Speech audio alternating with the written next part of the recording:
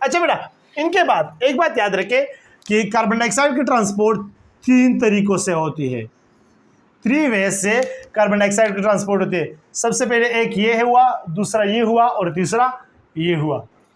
तो अब मैं लिख लेता हूं कि हमारे पास जो डिसॉल्व स्टेट है बेटा, what is dissolve state? Carbon dioxide यहां पर बन रहा है इस सेल में, सेल के अंदर आ गया तो हमारे पास यह प्लाज्मा में कार्बन डाइऑक्साइड डिसॉल्व फॉर्म में चला जाता है, मतलब आरबीसी के अंदर ही नहीं चला जाता, तो यही चला जाता है टूवर्ड लंग्स।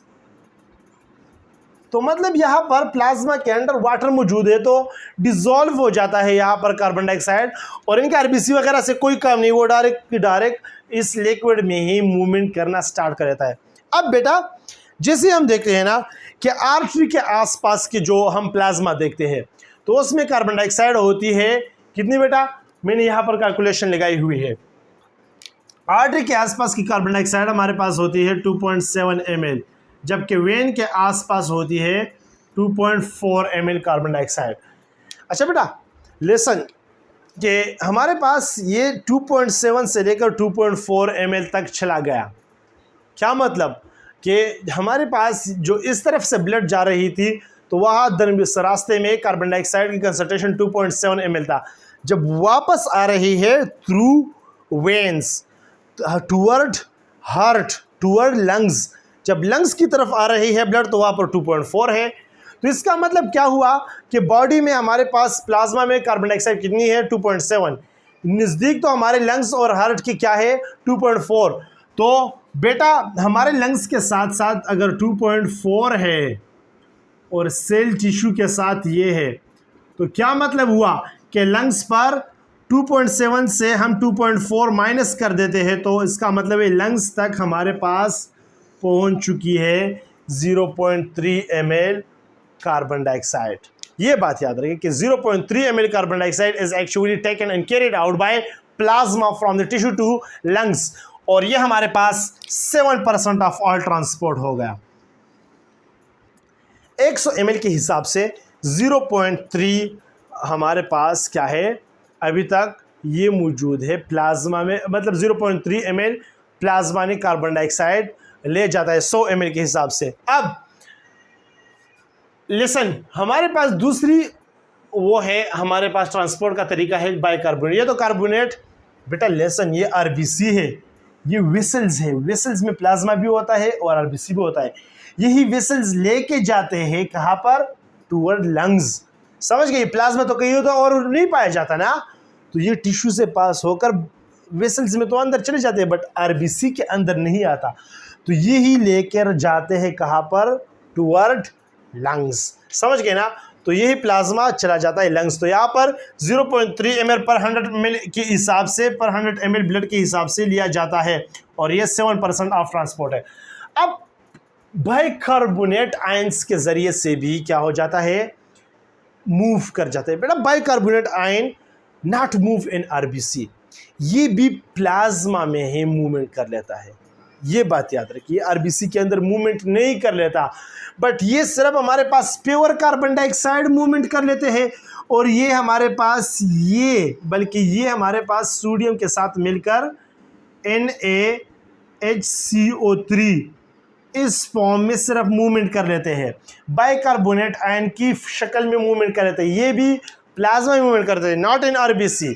अब ये क्या होता है बेटा, एक बात याद रखें कि हमारे पास जो कार्बन डाइऑक्साइड है ना, ये ब्लड प्लाज्मा में बहुत ज़्यादा डिसॉल्वेबल है, और बेटा ये क्या हो जाता है कि ये कार्बन डाइऑक्साइड एंटर आ जाता है आरबीसी के अंदर और ये रिएक्शन कर लेता है वाटर के साथ। जैसे ये बेटा बेटा लेसन वन थिंग, ये बहुत स्लो रिएक्शन है अगर ये इस एंजाइम के बिना हो। कार्बोनिक एनहाइड्रेज मैंने ये यहाँ पर लिखा है, reaction done very rapidly through carbonic anhydrase present inside RBC.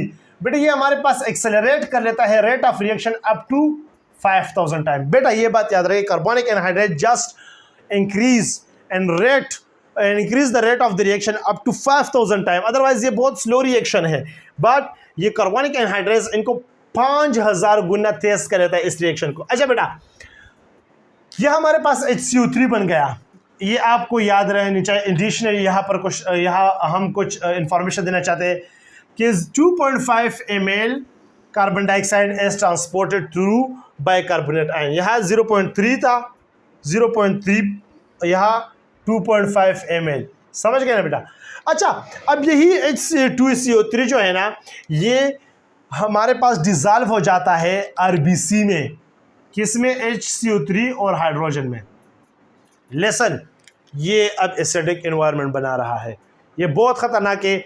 That's why haemoglobin फौरन ऑक्सीजन लॉस कर देता है ताकि हमारे पास एसिडिटी प्रोड्यूस ना हो। बेटा why haemoglobin react with hydrogen, ये एमसीक्यूज बाज़ औक़ात आते हैं और यहाँ सामने लिखा होता है टू रिलीज ऑक्सीजन। नहीं बेटा, ये ऑक्सीजन की रिलीज के लिए बिल्कुल भी नहीं होता बेटा। ऑक्सीजन की रिलीज तो हमारे पास एक सेकेंड रिएक्शन है, अच्छा वो हो गया तो हो गया। असल वजह क्या है बेटा? ये एसिडिटी प्रोड्यूस कर रहा है और हेमोग्लोबिन हमारे पास स्ट्रॉन्ग बफर है, ये स्ट्रॉन्ग एसिड बेस बफर है बेटा। तो इसको हमारे पास pH 7.4 से ऊपर नीचे ना आए, मतलब 7 की तरफ 6.5 की तरफ, क्योंकि हमारे पास अगर pH ब्लड के नीचे है तो बस बात खत्म हो गई। तो इसलिए हेमोग्लोबिन फॉर ऑक्सीजन लॉस करके हाइड्रोजन से क्या बनाता है? बॉन्ड बनाता है और HHB हीमोग्लोबायोनिक एसिड बन जाता है बेटा। अब ऑक्सीजन जो लॉस हो गया वो तो वैसे टुवर्ड प्लाज्मा और प्लाज्मा सेंसर की तरफ, ये तो हमारे पास वैसे भी हो गया। बट मेरा काम बेटा यहाँ पर HCO3 के है, ट्रांसपोर्ट ऑफ कार्बन डाइऑक्साइड हम करें बेटा, ये मूव कर लेते हैं आउटसाइड ऑफ आरबीसी। बेटा क्यों? अच्छा, यही बात बताया था कि हमारे पास carbonic acid of RBC dissolve into hydrogen और बाइकार्बोनेट आयन, ये बात हो गई। हाइड्रोजन और bicarbonate, hydrogen combine with haemoglobin, ये भी मैंने बताया, for keeping what pH up to 7.4। क्यों? Because HB is powerful acid base buffer. ये बात असल में है, ऑक्सीजन की तो कोई बात ही नहीं है। HCO3 diffuse from RBC into plasma. Plasma बेटा क्यों? क्योंकि क्लोरीन इंटरनल जा रहा है, तो इलेक्ट्रोस्टैटिक न्यूट्रलिटी को बरकरार रखने के लिए हमारे साथ HCO3 नीचे चला जाता है, क्लोरीन अंदर चला जाता है। समझ गए ना? और क्लोरीन के अंदर जाने को हम क्या कहते हैं? हैमबर्गर फिनोमेना या हैमबर्गर शिफ्ट।